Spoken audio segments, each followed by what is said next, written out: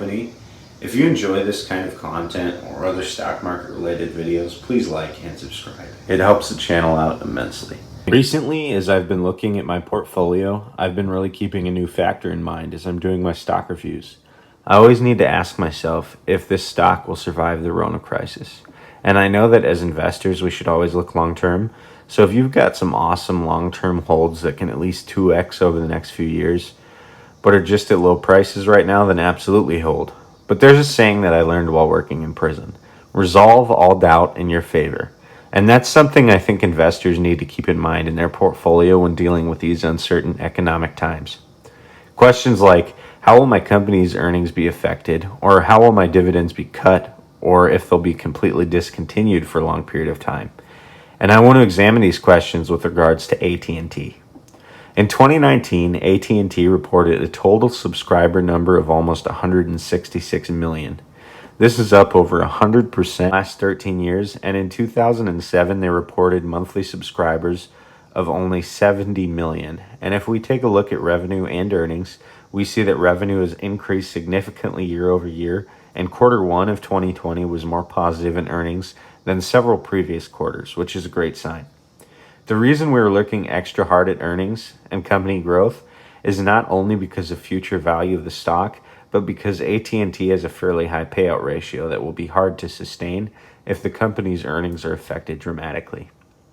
They currently pay a 7% dividend, and one great thing that I see for investors is that AT&T is on the Dividend Aristocrats list. A company only qualifies for this list if they make at least 25 years of consecutive dividend increases, and AT&T has increased their dividend for 36 years. This means that not only is your dividend safe, but it's also ever increasing.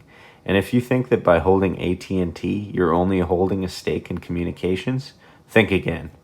AT&T owns HBO, which has produced several hits, including Game of Thrones, CNN, one of the biggest news networks in the world, and DC Entertainment and Comics, which I see huge upside potential in. Also, they've recently retired one of their biggest brands, DirecTV, which is the biggest telecom provider in the nation, and are replacing it with a streaming service where they will provide entertainment from many of their holdings, including Cartoon Network, Warner Brothers, and HBO. One big red flag for me is their past performance. In the past 10 years, the stock has made a 30% growth, which is an uncompounded rate of 3% a year. And over the past 5 years, the stock has declined about 20%.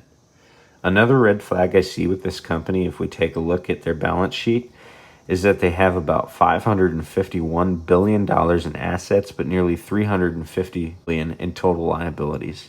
This brings the market cap of the company down to a little over $200 billion. And while their dividend has grown, it's an average annual growth around 2%, which is extremely small. My overall review of AT&T is that it isn't the best growth stock, and it won't fluctuate much, and may even go down in the long term. And I do see them paying a steady high dividend for a long time into the future. One thing I will say though is that with a PE ratio of only 15, according to Warren Buffett and Benjamin Graham's method of evaluation, this stock is about 25% undervalued currently, and it pays a 7% dividend. And with investors complaining about such an overvalued market, I think that AT&T may be a short-term safe bet against the turbulences of the market. Thanks for watching today, and if you enjoyed the video, please like and subscribe. It helps the channel immensely.